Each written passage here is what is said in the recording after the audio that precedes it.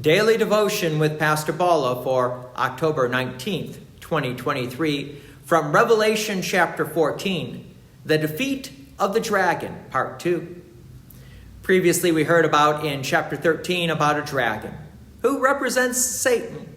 And this dragon had 7 heads and 10 horns. A very unusual description, but this is God's vision to St. John, along with a couple other beasts, all operating under the authority of the dragon.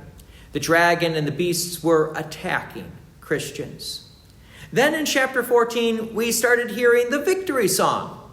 And yesterday we heard the angel's announcement that basically said, Judgment Day has come for the dragon and its beast. So let's continue with another angel making another announcement. From Revelation chapter 14, verse 8, another angel, a second, followed, saying, Fallen, fallen is Babylon the Great, she who made all nations drink the wine of the passion of her sexual immorality. Now we have another announcement that Babylon has fallen. Babylon here is used as a way of describing the dragon and the beasts.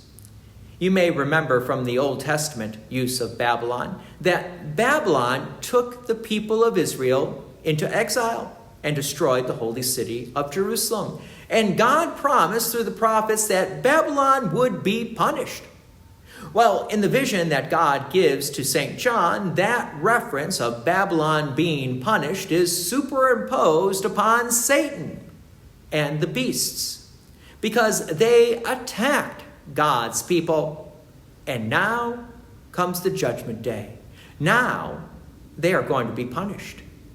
And you get a little bit of the reason why Babylon had made the nations drink the wine of the passion of her sexual immorality.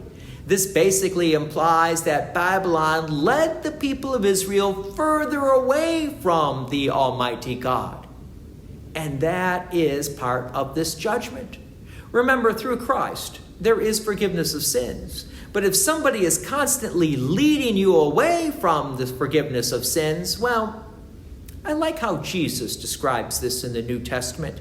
He says, if someone causes one of these little ones to sin, Jesus said, it would be better for him to have a millstone tied around his neck and tossed into the deepest sea. We will see that reference of Jesus being fulfilled in John's Revelation later on. But let's continue on. Verse 9. And another angel, a third, followed them, saying with a loud voice, if anyone worships the beast and its image and receives a mark on his forehead or on his hand. Now notice this angel is now directing its words toward the people.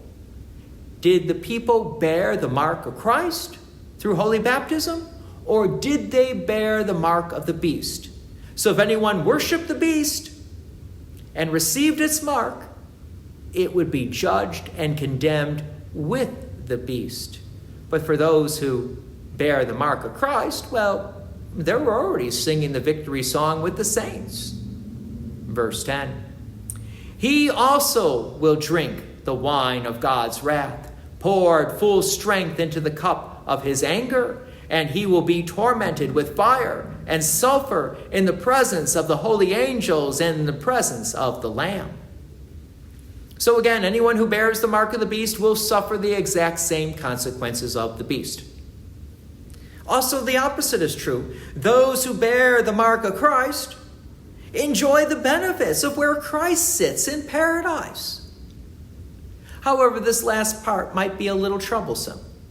Those who will be tormented with fire and sulfur will be tormented actually in the presence of the holy angels and the Lamb. You might be thinking, why? Well, this is a beautiful accountability check. Yes, judgment has been executed. Those who bear the mark of the beast will receive that judgment. But those who bear the name of Christ on their forehead through holy baptism, they are already singing the victory song. So yes, we've been divided by who you are following, the beast and the world, or Christ and him crucified.